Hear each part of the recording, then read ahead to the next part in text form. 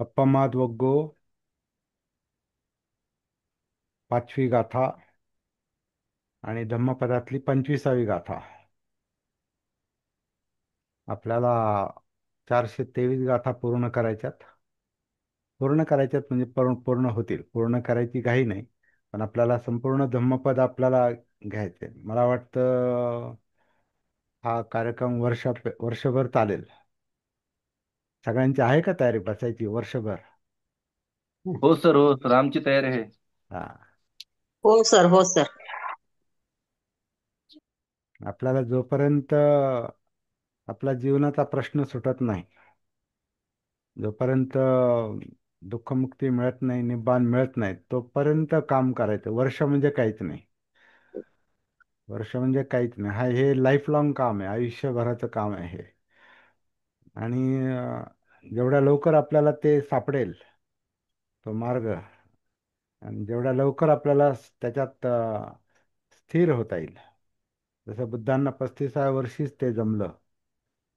7 वर्षाची अ, योग्य अयोग्य तपश्चर्या करून शेवटी त्यांना जो योग्य मार्ग सापडला, त्याच्यातून त्यांना बुद्धगयेमध्ये ती स्थिर अवस्था, ज्याला निब्बाण किंवा अविचलित अवस्था अ, सापडली, प्राप्त झाली, मिळाली त्यांना. तर तसंच प्रयत्न आपल्याला केले पाहिजेत, परंतु ते आपल्यासाठी तेवढं सोपं नाही. पण प्रयत्न मात्र करावे लागतात. प्रयत्न करावे लागतात आणि काय करायचं ते नेमकं आपल्याला समजून घ्यावं लागतं.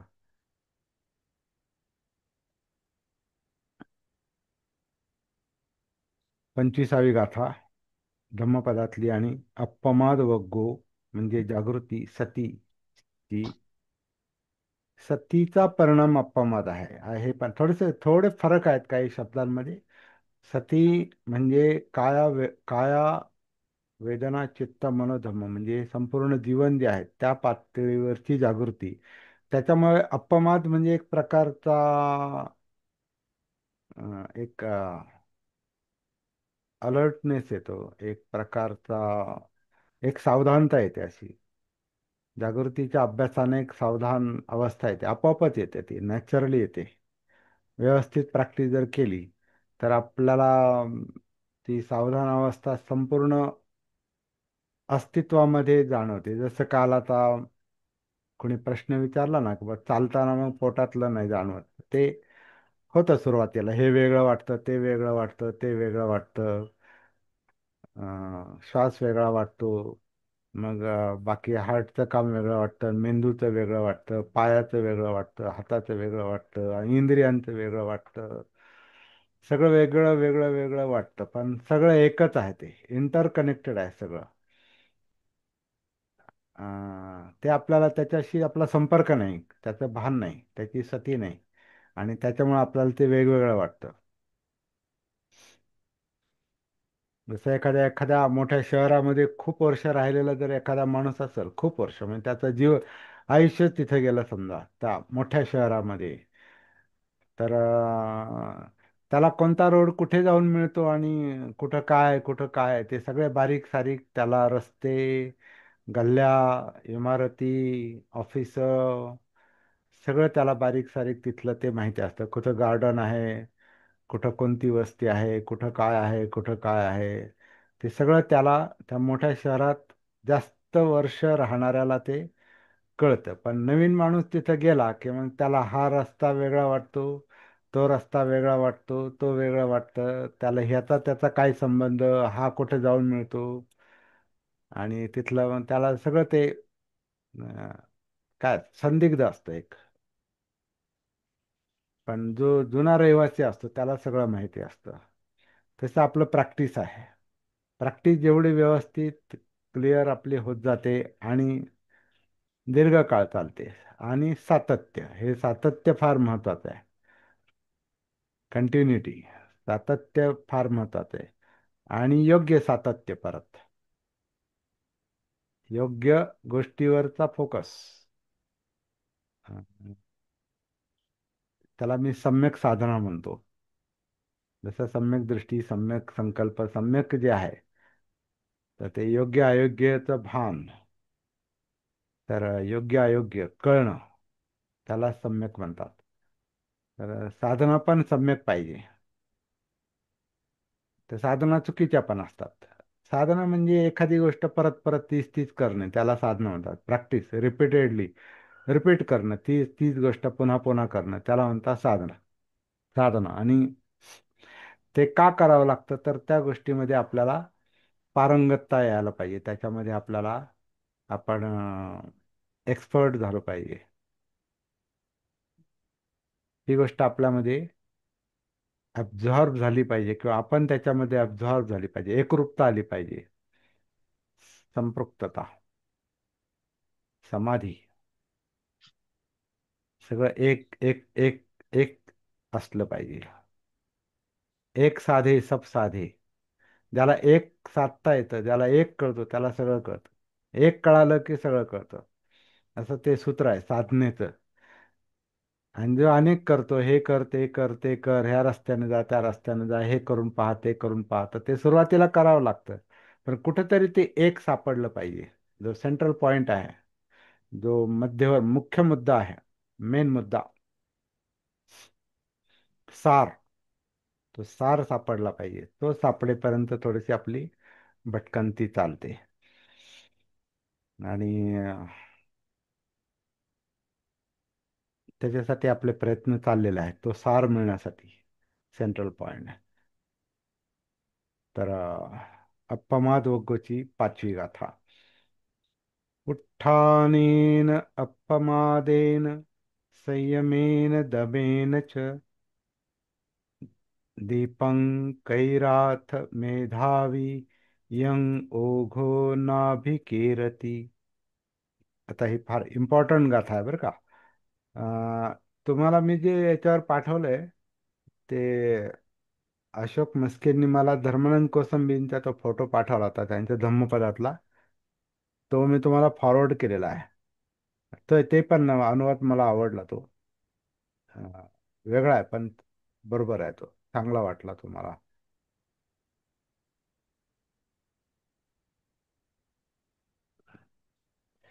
त्याच्यात म्हटलेलं आहे,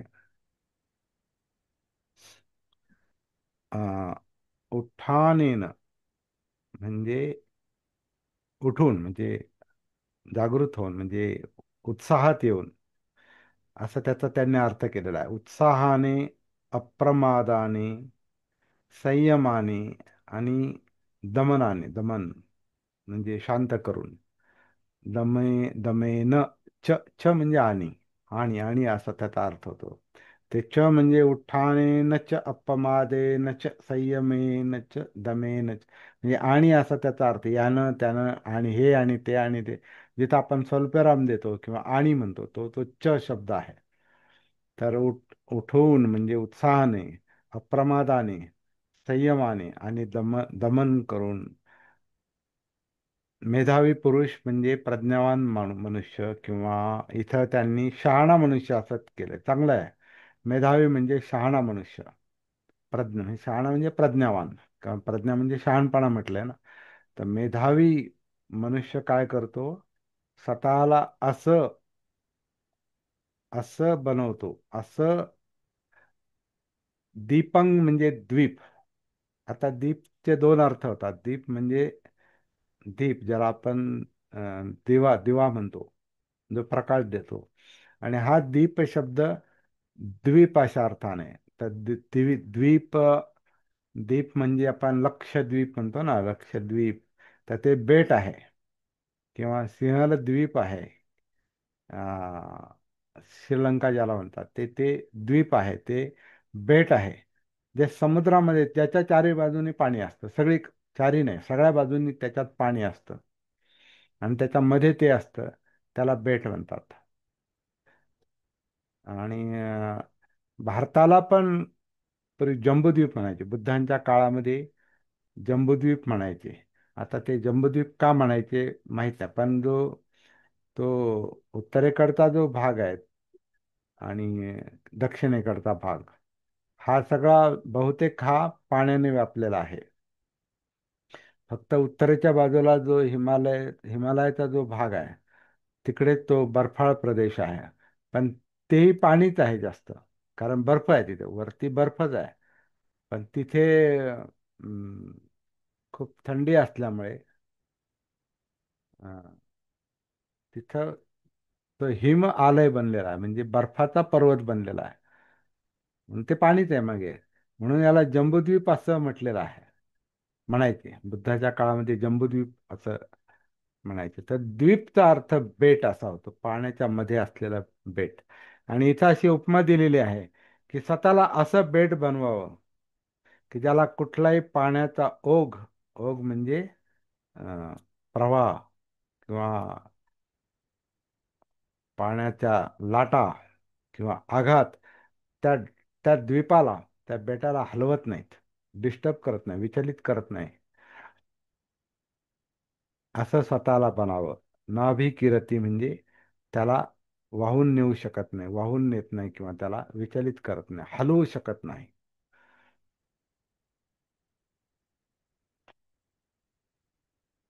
तर स्पष्ट आहे, स्वतःला अविचल बनवता आलं पाहिजे. द्वीपासारखं बनवता आलं पाहिजे, बेटासारखं बनवता आलं पाहिजे. आणि जेवढं बेट हे म्हणजे कठीण खडकाचं असतं ते, कारण त्याला ते आघात सहन करून करून, म्हणजे आघात घेऊन घेऊन त्यातला जो ठिसूळपणा आहे तो आपापच तो गेलेला असतो, आणि तो कठीण कठीण दगड, शिला बनलेली असते ती, दगड बनलेला असतो. आणि त्याला आजूबाजूचं कुठलंही पाणी, किती मारा, किती लाटा आल्या, त्या लाटा आपण पाहतो किती उंच उंच असतात, पण त्याच्यात ते बेट हलत नाही. तर जो मेधावी मनुष्य असतो, म्हणजे शहाणा मनुष्य असतो, मेधा म्हणजे प्रज्ञा, हा प्रज्ञा बुद्धी त्याला म्हटलेलं आहे मेधा. आणि मेधावी म्हणजे प्रज्ञावान, किंवा इथं शहाणा म्हटलेला आहे. आणखीन काही लोक त्याला बुद्धिमान म्हणतात. तर फक्त बुद्धिमान नाही, तर बुद्धी बुद्धी पण शहाणी पाहिजे. कारण बुद्धी वाईट माणसाकडे पण असते. तर बुद्धी म्हणजे बुद्धिमान म्हणण्यापेक्षा शहाणा मनुष्य, मेधावी म्हणजे प्रज्ञावान शहाणा मनुष्य, त्याला ते माहिती असतं की स्वतःला बेट कसं बनवावं. आणि बेटाचं दुसरं हे आहे, आता ही उपमा आहे. परंतु समाधी, सम्यक समाधी ही ज्याच्यामध्ये निब्बाण असतं, ज्याच्यामध्ये मुक्त अवस्था, ती विमुक्त अवस्था आहे, दुःखमुक्त अवस्था आहे. निब्बाण म्हणजे ते बेटासारखं आहे. तिथं कोणत्याही दुःखांनी, यातनांनी तो मनुष्य विचलित होत नाही.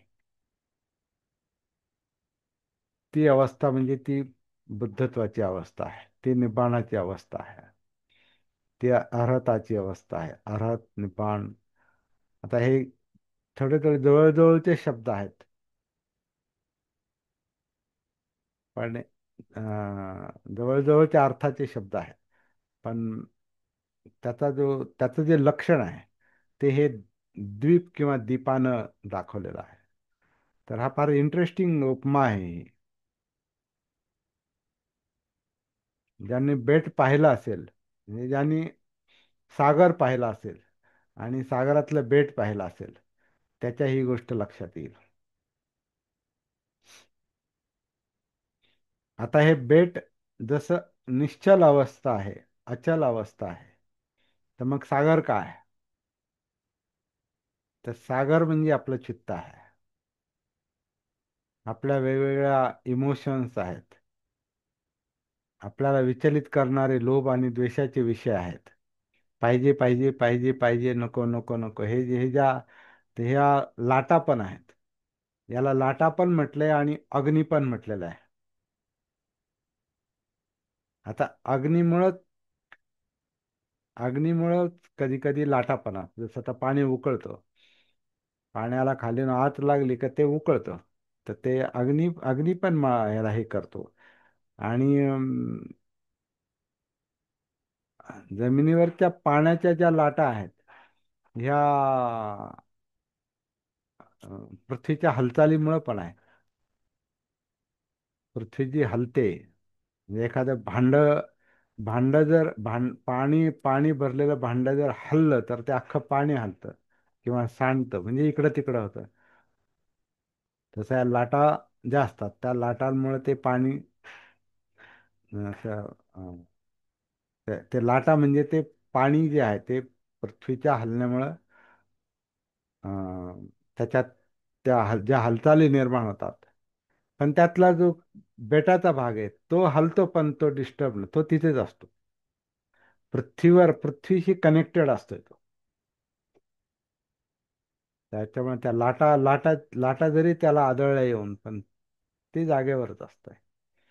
तर आपल्यातलं जे पाहिजे नको तर लोभ लोभ द्वेष आणि चित्त, त्याला चित्त म्हटलेलं आहे. जे चेतवतंय ते अग्निपण आहे. तर त्याच्यामुळे पण आपण विचलित असतो. म्हणजे आपली अवस्था एखाद्या ठिसूळ ठिसूळ बेटाप्रमाणे झालेली असते, त्याच्यावरती पटकन ढासळतं ते. जिथं जिथं ठिसूळपणा असतं तिथं ते दरडी वगैरे कोसळतात ना, आपण पाहतो ना, मग त्याची झीज होते. मग तो शिल्लक राहतो, तो कडक दगड राहतो. तसं आपल्याला पण प्रॅक्टिस करताना आपण बऱ्याच वेळेला विचलित होतो. पण ते स्वतःला असं बनवा बनवा म्हणतात की ह्या लोभद्वेषाच्या लाटा ज्या आहेत ना, ते चित्त जे आहे ना, ते चित्त आपल्याला विचलित करणार नाही. म्हणजे चित्त विचलित होणार नाही.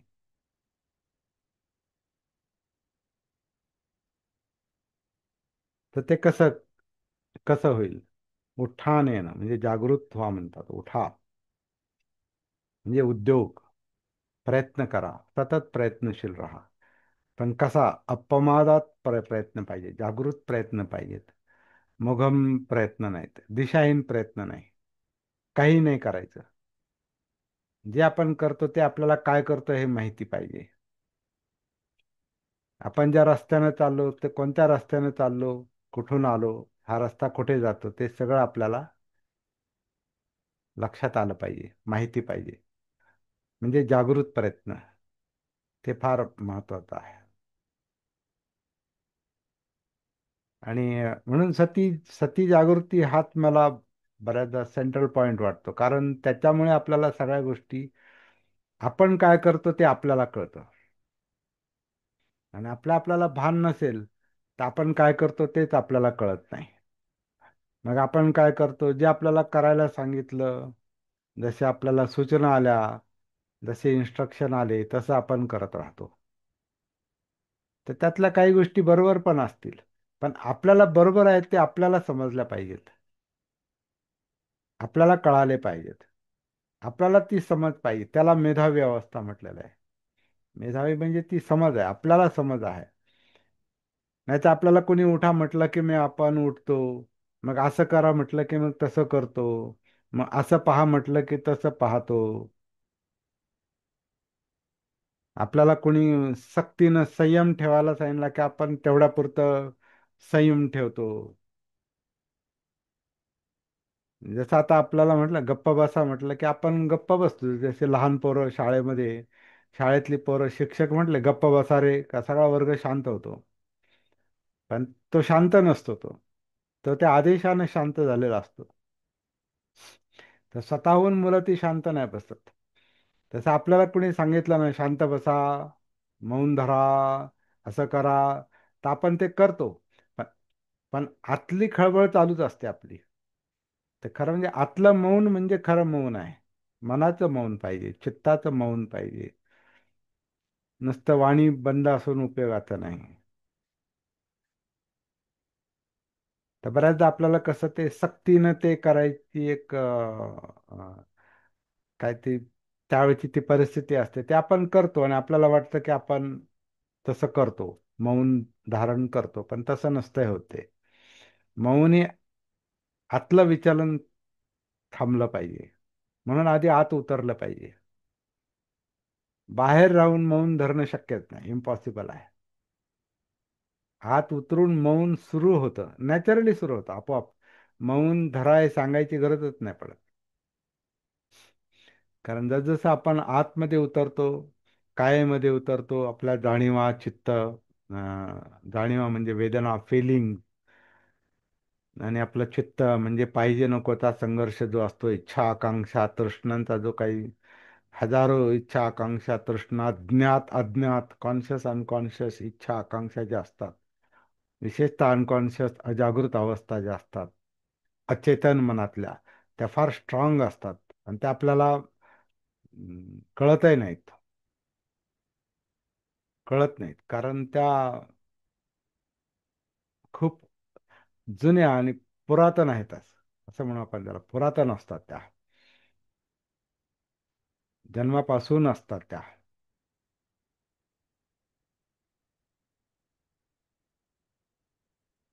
जन्माच्या आधीच्या असतात, ही गोष्ट लक्षात येत असेल तर मानायला हरकत नाही. नाही मानला तरी ह्या जन्मापासून तर लहानपणापासून जसा जन्म घेतला तशा आपल्या आशा आकांक्षा ह्या वाढत वाढतच राहिलेला आहे. त्या आशा आकांक्षाच्या ज्या लाटा आहेत ह्या कायमच अशा उचंबळत राहतात, कायमच हलवत राहतात, आपल्याला कायमच विचलित करत राहतात. म्हणून यातना आहेत. दुःख यातना का आहेत? त्या इच्छा आकांक्षाचाच परिणाम आहे तो. म्हणून दुःखाचं मूळ तृष्णा म्हटलंय, आणि दुःख समुदय म्हणजे तृष्णा आहे, आणि तृष्णेचं मूळ अविद्या म्हटलंय, अज्ञान आहे. अज्ञान म्हणजे माहिती नाही, माहित नाही म्हणजे सती नाही, सती नाही, जागृती नाही, भान नाही, म्हणजे अपमाद नाही म्हणजे प्रमादात आहोत, भानावर नाहीत, गाफील अवस्था.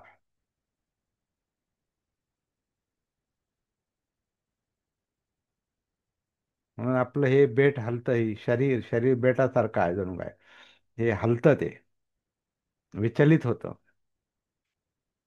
त्याचा थरकाप होतो, त्याला घाम फुटतो, त्याच्यातून अश्रू वाहतात,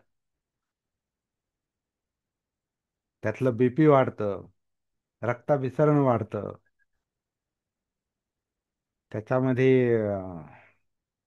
कडकपणा येतो, जसं आपलं पोट कडक झालेलं आहे, नाही का, पोटात भयाने घाबरल्याने पोटात खड्डा पडतो म्हणतात, नाही का.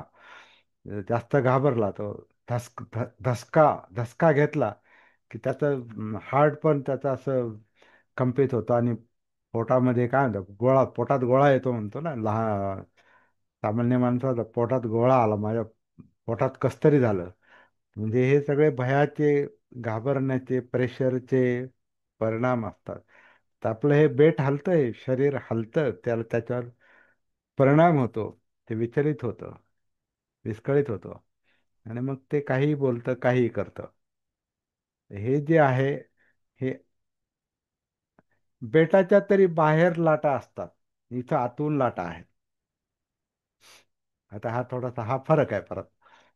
ह्या लाटा आतून आहेत, निमित्त बाहेर असेल, त्याने मला शिव्या दिल्या, त्याने मारले, त्याने असं केलं, त्याने तसं करा, हा असा तो तसा, ही परिस्थिती अशी न ते बाहेर ते निमित्त असतं, पण लाटा आतमध्ये आहेत.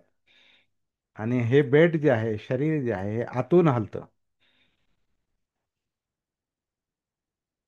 ते खरं म्हणजे लाव्हा रसासारखं आहे ते. पृथ्वीच्या पोटामध्ये जो तप्त लाल रस असतो, लाव्हा रस ज्याला म्हणतात, ज्याच्यामुळे तर लाव्हा रस जर असा बाहेर पडला तर तो प्रचंड आग ओकतो, जणू ते असं एखाद्या वितळलेल्या लोखंडासारखं आहे ते. अनेक धातू असतात त्याच्यात, ज्वालामुखी त्याला म्हणतात. तर माणसामध्ये असा भावनांचा ज्वालामुखी जर फाटला तर त्याला काय म्हणतात, अटॅक येतो. अटॅकचे एक कारण त्याचा भावनेचा अतिरेक जर झाला तर काही माणसांना अटॅक येतो.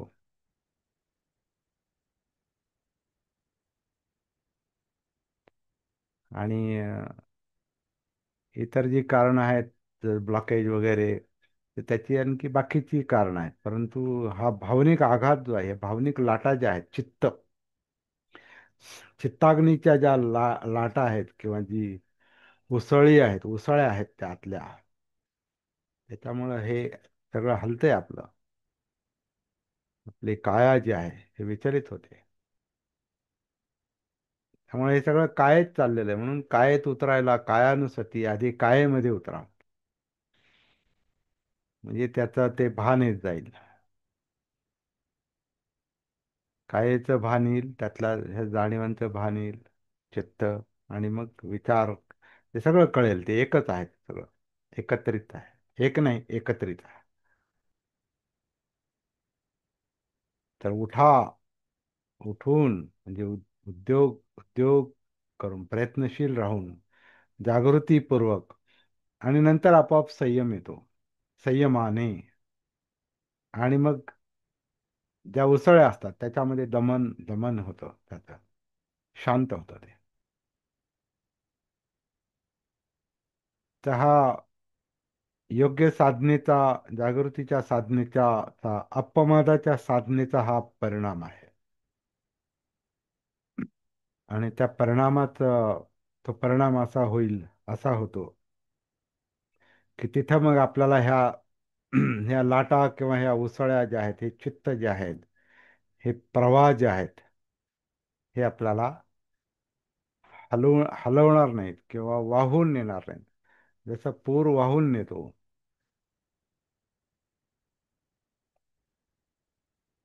तसे आपण विचलित होतो. तर ह्या सगळ्या गोष्टींच्या संपर्कात आलं पाहिजे. त्याचं भान आलं पाहिजे, त्याची सती आली पाहिजे. माझ्या दृष्टीने ही साधना आहे खरी. म्हणून आनापानच्या आधारे आपल्याला कायेत उतरायचा पुन्हा पुन्हा प्रयत्न करावा लागतो. त्याला उत्थान येणं म्हणजे त्याला जागृत होणं. जागृतीचा हा मार्ग आहे, सतीचा हा मार्ग आहे. सती पठ्ठान, सती कोणत्या मार्गाने प्रस्थान करते? तर श्वास, सर्वसाधारणपणे श्वास पण कायेत उतरण्यासाठीच आहे. आनापान सतीसाठी कायानुसतीसाठी आनापान सती आहे. कारण त्या आनापान सतीलाच सतीपठ्ठान जोडलेलं आहे लगेच. तो सतीपठ्ठानाचाच भाग आहे आनापान सती. ते त्या सुत्तामध्ये सांगितलेलं आहे. आनापान सती सुत्त, दिग्घनिका मध्यम निकायामधलं. तर त्याचं PDF त्या शेजवळकर सरांना पाठवते. बाकीच्यांना पण दे. बंतेजींकडे आहे ते पुस्तक, पण इतरांना द्या तुमच्या आसपास. बाकीच्यांकडं आहेत, इथे जे उपस्थित आहेत त्यांच्या बहुतेकांकडे ते पुस्तक आहे. त्याच्यामध्ये ही साधना एक स्पष्टपणे, त्याचं एक स्पष्ट स्वरूप सांगण्याचा एक प्रयत्न केलेला आहे मी. म्हणजे मूळ जे सूत्र आहे त्याच्यात थोडासा फेरफार केला आहे. तर पण त्याच्यामध्ये हे श्वासातून सतीपठ्ठान आणि सतीपठ्ठानातून विमुक्तीपर्यंतचा तो मार्ग आहे.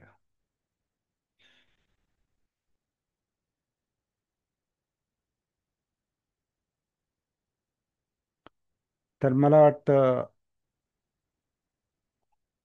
साधना समजून घेतली की मग ह्या गाथा लक्षात येतात.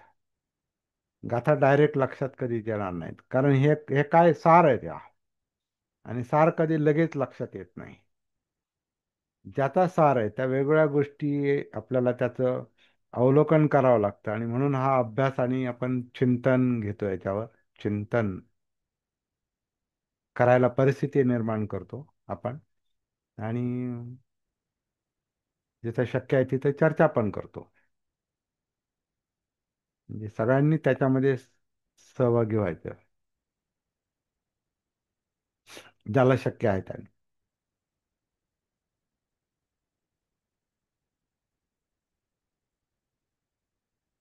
मला वाटतं आज खूप काही सांगण्यासारखं नाही. पुन्हा कालच्या सारखाच प्रॅक्टिकल पार्ट आहे. काल आपण जे शेवटी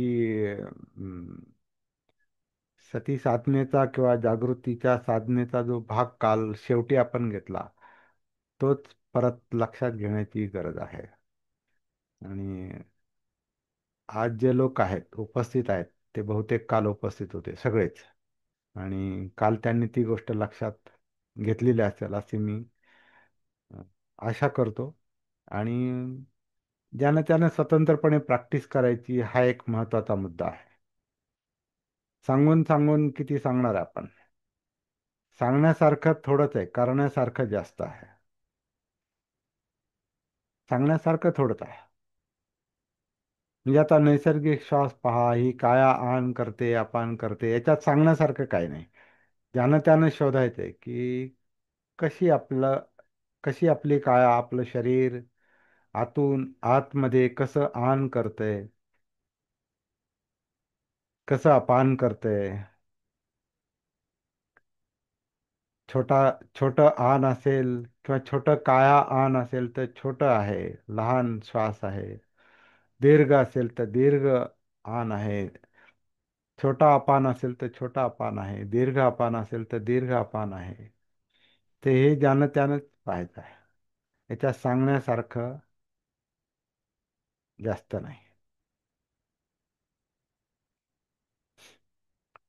जसं आपण शाळेमध्ये आपल्याला शिक्षक आपल्याला एक एक काढायला शिकवतो, तर एक काढणं सोपं आहे शिक्षकाच्या दृष्टीने. किंवा तो बोटाळा धरूनच सांगतो. आता बोटाळा धरून शिकवत नाहीत, पण आजकाल ते हे काय म्हणतात ते, प्रॅक्टिस बुक देतात ना, ते प्रॅक्टिस करण्यासाठी मुलांना हे देतात. त्याच्यामध्ये असे डॉट डॉट डॉट टाकून असे असा एक एक एक हे करायला जातो आणि ते मुलांना त्याच्यावरून गिरवायचं असतं. सराव करायचा. सराव करायचा असतो.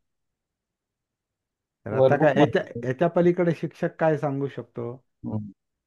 सांगणारा काय सांगू शकतो याच्या पलीकडे? ह्याला एक म्हणतात. बस तेवढंच एक म्हणतात. आता तो मुलगा एकदा एक लिहितो, दोनदा लिहितो, दहादा लिहितो, अनेक वेळा लिहितो. मग त्याच्या हातात एकदा तो एक बसला, त्याच्या मनात तो एक बसला की त्याला एक आला, दोन आले, तीन, चार, हजार, लाख, कोटी. हे कसं आहे, ती प्रॅक्टिस आणि अंडरस्टँडिंगची गोष्ट आहे. समज. मग पुढे एक अधिक एक दोन, ही समज आली म्हणजे त्याचं गणित, अंकगणित त्याचं सुरू झालं. सर आजकाल टेन्सिल पण आलेले आहे. टेन्सिल असते ना, हा. त्याच्यामध्ये असं फिरवायचे. प्लास्टिकचं हे राहतं आणि त्याच्यामध्ये असे जसं एक आहे एक, तर मग असं एक पेन्सिल असतं, त्या आतमध्ये खाच असते, त्याच्यामध्ये पेन्सिल धरून फिरवले की त्या मुलाला कळतं अशी पेन्सिल फिरवायची. हा, म्हणजे तर वेगवेगळे शेवटी कसं आहे, त्याला त्याच्या हाताला सराव व्हावा एवढंच मुद्दा आहे. त्याला एक कशाला म्हणतात ते त्याला कळावं, दोन कशाला म्हणतात हे त्याला कळावं, एवढं सांगण्यापुरतंच आहे ते. मग आता त्याच्यात टेक्निक अनेक आता निघतील आता, की शेवटी जो ते करणार आहे तो किती ते करतो, ती प्रॅक्टिस करतो, त्याच्यावर अवलंबून आहे. शेवटी त्याला करणं आहेच आहे. त्याला समजणं ही मुख्य गोष्ट आहे. त्याला आपण साधना म्हणतो, प्रॅक्टिस म्हणतो. तसं आता नैसर्गिक श्वास कायेत उतरण्यासाठी, कारण तिथून आपल्याला सगळं बघायचंय, पुढे जायचंय, पुढं पठाण करायचंय, पुढे जायचंय. तर ही गोष्ट ज्याला समजेल त्याची प्रॅक्टिस बरोबर पुढे चालणार. नाहीतर मग उठाण नाही, म्हणजे प्रयत्न नाही. प्रयत्न नाही, संपादित प्रयत्न नाही. प्रयत्न नाही केले तर मग नाही जमणार ते. आधी समजून घ्यायचं. आता आपल्याला समज आहे म्हणून आपल्याला समजून घ्यायचंय. पण आता समजा शाळेतल्या मुलाला एक कशाला म्हणतात हे त्याला माहिती नाही. त्याला फक्त त्याला ती ती मॅच्युरिटी नसते, तेवढा तो परिपक्व नसतो त्याची समज. म्हणून त्याला कसं आहे, त्याला हाताला फक्त वळण लागा एवढंच फक्त त्याला सांगितलं जातं. हाताला वळण लावा, ते नंतर तुला कळेल. हे ते हात हे हे असं काय आहे, असं काय सांगितलं हे नंतर त्याला कळेल. हे त्याच्यात अभिप्रेत असतं बुवा. ते नंतर कळेल. तोपर्यंत असंच करत राहा. एक, दोन. पण पण आपण आता लहान नाही ना. आपण लहान नाही. आपल्याला श्वास कशाला म्हणतात हे सगळ्यांना कळतं. असा कोणी नाही का ज्याला श्वास कळत नाही. पण नैसर्गिक श्वास, अनात्म श्वास, काया आन करते, काया अपान करते, हे ते एक गिरवण्यासारखंच आहे. ते शोधा, ते करा, करत राहा. ते प्रॅक्टिस करत राहा. उतरा, श्वासाच्या आधारे कायेत उतरा. म्हणून आनापानसती करा. पण ती कशी करायची ह्याच्याबद्दल थोडस आपल्याला जरा वेगळं हे आहे. म्हणजे माझं म्हणणं वेगळं आहे की कायेमध्ये उतरायचं आहे ना, कायानुसतीत जायचं आहे ना आपल्याला. कारण कायेतच आपलं सगळे जाणीव आहे, चित्त आहे, मन आहे, सगळं विचार प्रक्रिया सगळं ह्या बॉडीमध्ये आहे. म्हणून त्याच्यात उतरणं आत, हेच पहिलं काम आहे. ते कठीण असतं. कारण आपलं माइंड जे असतं ते बाहेर असतं. इंद्रियांमुळे इंद्रियांमुळे आपण बाहेर बांधलेले असतो जणू काय. आणि त्याच्यामुळे मन बाहेर असतं. कारण त्याला पाठवणारं चित्त असतं. इमोशन्स, भावना, आतून चेतवणारी गोष्ट आतमध्ये आहे. म्हणून बाळ जन्मल्याबरोबर त्याचं चित्त आतून ते काम करतच आहे. म्हणून ते रडतं लगेच. त्याला काहीतरी पाहिजे असतं, त्याला काहीतरी कमी असतं, त्याला काहीतरी थंडी वाजते किंवा भूक लागते किंवा काही खुपत असेल, रुतत असेल, काहीतरी असणार. म्हणजे आतून त्याचं काहीतरी संकेत आहेत ना त्याचे. चित्त आतमध्ये आहे, तिथूनच सुरुवात झालेली आहे. आणि तेच वाढत वाढत वाढत एवढ्या मोठ्या 70-80 किलोच्या शरीराला ते सक्रिय करते. म्हणून आतमध्ये उतरलं पाहिजे. आतमध्ये उतरायचं असेल तर थोडं अवघड काम आहे की नैसर्गिक आतला श्वास पाहणं. म्हणजे आतमध्ये काय चाललंय आनापानचं ते पाहणं. तिथून सुरुवात आहे म्हणजे माझ्या मते.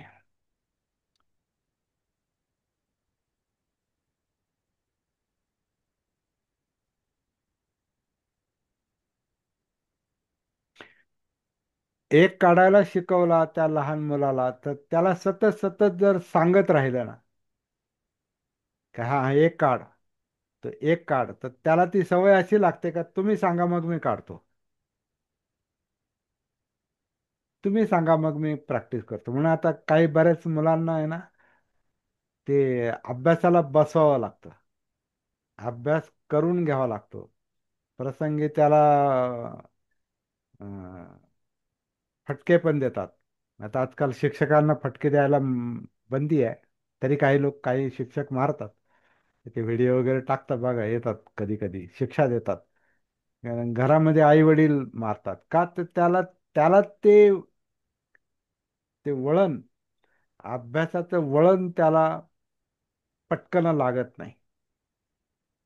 ते वळण लागण्यासाठी त्याला ती सक्ती करावी लागते. पण बरीच मुलं मग ते सक्तीचेच आदी झालेले असतात. सक्तीची सवय झालेली असते. हा बस म्हणल्यावर तो बसतो. किंवा आता वडिलांना नाही तर आईला नाही तर शिक्षकांना पाहिल्यावर तो अभ्यासाला बसतो. है ना. बरीचशी मुलं संध्याकाळी, अरे चला आता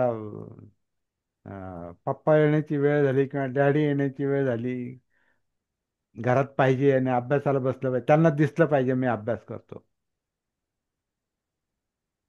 तर ती सक्तीनं त्याला ती करायची सवय लागते. तर ज्याला सक्ती, जितकी जास्त दिवस सक्ती टिकून राहते तितकी त्याची शक्ती काम नाही करत.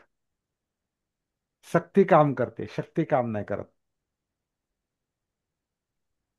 आणि खरी शक्ती तेव्हाच काम करते जेव्हा स्वेच्छा, स्वतःला ते महत्व पडतं, स्वतःला कळतं ते, स्वतः ती समज येते, अरे नाही मला अभ्यास केला पाहिजे, म्हणून तो अभ्यास करतो. आणि जेवढं सांगण्याप्रमाणे आ, सांगकाम्यासारखं जेवढं आपल्याला इन्स्ट्रक्शन द्या, तुम्ही सांगा मग मी करतो, आणि मग दुसऱ्याने सांगितल्याप्रमाणे करणं, आणि 1 दिवस करणं, 2 दिवस करणं, वर्षभर करणं, 10 वर्ष करणं. आणि आता काही लोक कॅसेटवर ध्यान करतात ना, म्हणजे तुम्ही सांगा आम्ही करतो. यातला तोटा लोकांच्या लक्षात येत नाही, याचा काय काय आपल्यावर परिणाम होतो कळत आपण लहान पोरासारखेच असतो मग. आपल्याला ते करायचं नसतं, आपल्याला कोणीतरी सांगितलेलं असतं, त्याचा काही फायदा होत नाही, त्याने आपले प्रश्न सुटत नाही. आपला प्रश्न आहे ना, तो आपल्यालाच आधी कळाला पाहिजे, मग तो आपण सोडवला पाहिजे.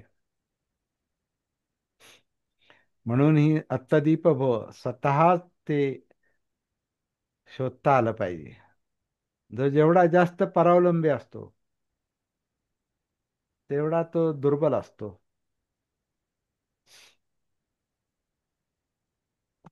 तो मेधावी नाही, तो तो बुद्धिमान असेल, तो काय म्हणतात त्याला, त्याला ऐकू येतं आणि त्याला हम्म, ऐकल्याप्रमाणे किंवा पाहिल्याप्रमाणे तो करतो, पण स्वयंप्रेरणेने नाही करत तो.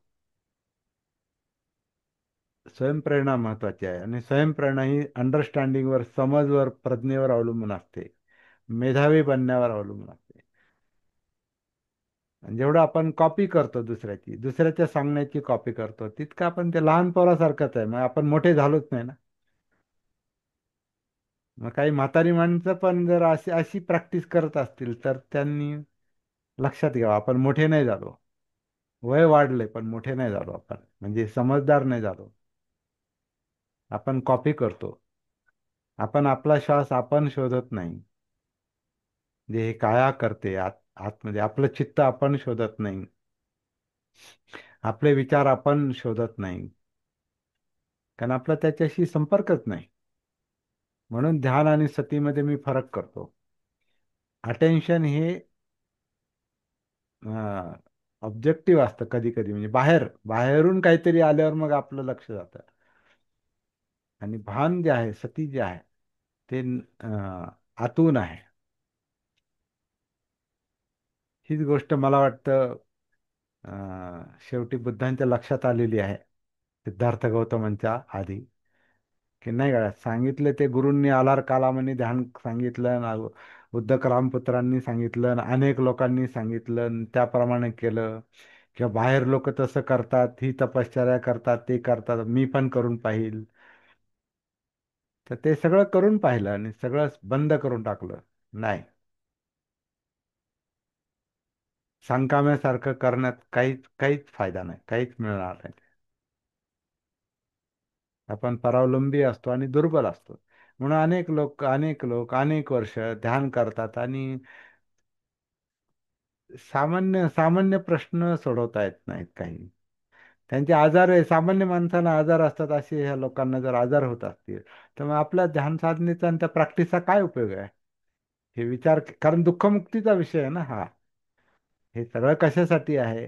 आपल्याला यातनामुक्ती मिळाली पाहिजे, म्हणजे आजारात किमान खूप असे गुंतागुंतीचे आजार तरी आपल्यासारख्याला नाही व्हायला पाहिजे. गुंतागुंतीचे म्हणजे कसे? जे सायकोलॉजिकल आहेत ते. शारीरिक आजार जे आहेत, जे त्याला आपण काही करू शकत नाही. जसं आता कोरोनाची लाट आली आणि सगळ्यांना ते बाधा झाली, बऱ्याच लोकांना बाधा झाली, त्याला आपण काही करू शकत नाही. माझे समजा आता दोन्ही कान लहानपणापासून फॉल्टी आहेत, आणि ते याचे 4 ऑपरेशन, याचं एक ऑपरेशन, आणि त्याला ती नीट निदान झालं नाही किंवा काय झालं, आता ह्याचं जे सेटिंग बिघडलेलं आहे, तर ते सेटिंग मला ते त्रास देऊ शकतं, तर ते मला सहन करणं भाग आहे, पण त्याचा माझ्यावर सायकोलॉजिकल इफेक्ट होता कामा नये, मानसिक परिणाम नाही होता कामा. अरे मी असं, मला असा त्रास होतो, आणि मग आणि खचून जाणं, त्याची त्याची चिंता करत बसणं. म्हणजे आता बऱ्याचदा माणसं आजाराने जेवढी खचून जात नाही, तेवढी आजाराबद्दल विचार करून खचून जातात. मला आजार झालाय, मी म्हणजे आजाराकडे आजारासारखं पाहण्याऐवजी मला आजार झालाय आणि तो मला नको, आणि माझ्यात काहीतरी कमतरता आहे आणि मी दुर्बल आहे, तर ती दुर्बलता ते विचारांनी जास्त दुर्बलता येते. आजार हा त्या आजाराकडं ऑब्जेक्ट असं काय म्हणतात, आजाराकडं आजार म्हणून पाहण्याऐवजी मला आजार झाला आणि तो मला नको ह्याचा जास्त त्रास होतो. आणि त्यामुळे तो आजार आणखीन बळावतो, कारण प्रतिकार शक्ती ती राहत नाही. त्याच्याविषयीची चिंता, ते दुखणं, दुःखाचं दुःख जे आहे ना, ते जास्त असतं. दुःख दुःखाच्या जागी आहे, पण दुःखानं दुःखी होणं हा आणखीन एक वेगळा मला प्रकार वाटतो. दुःख आहे दुःख सत्य आहे, ते काय बुद्ध काय म्हणतात, सत्य आहे. सत्य म्हणजे काय, की हे असंच आहे. जन्म हे दुःखच आहे, ते स्वीकारलंच पाहिजे, हे असंच आहे. म्हातारपण दुःख आहे, हे असंच आहे, स्वीकारलं पाहिजे. व्याधी हे दुःख आहे, असंच आहे, ते असंच. मृत्यू येणार हे असंच आहे, हे असंच घडत असतं. नाही ते मला नको आणि तसं नको, तर ते नको म्हणण्यानं काही होणार नाही, ते तसंच होणार आहे. पण त्याला नको नको म्हणत म्हणजे त्याचा द्वेष करायचा. मला हे पाहिजे आणि हे नको. हे चित्त जे आहे ना, हे चित्त आणि अविद्येत असलेलं चित्त, अज्ञानी असलेलं चित्त, भानावर नसलेलं चित्त, प्रमादित असलेलं चित्त, हे जास्त प्रॉब्लेमॅटिक आहे. प्रत्यक्ष प्रत्यक्ष जे प्रॉब्लेम आहेत, प्रत्यक्ष त्रासापेक्षा हे प्रमादातला जो त्रास आहे, भानावर नसल्याचा जो त्रास आहे ना, तो मला वाटतं अनेक पटीने जास्त होतो.